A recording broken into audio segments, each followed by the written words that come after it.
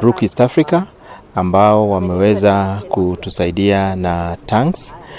Kwa jumla wamedonate tanki 100 kwa Laikipia County, ambayo tunasaidia sana watu wenye wana shida ya maji ili waweze kuprotect the animal rights and specifically mambo ya punda ambaye anapewa mzigo kubwa sana wa kubeba mzigo mzito.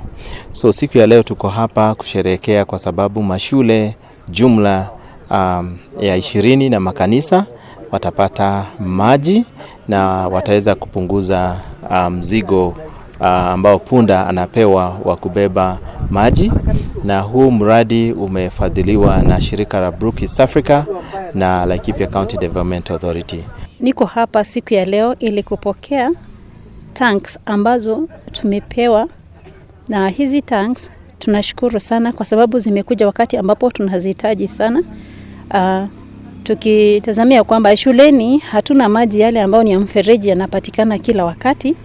Tuna maji ambayo tunatumia pamoja na community, na tuna tank moja ambalo tu huwa tunatia hayo maji. Hayo mengine tunatumia maji ya mvua.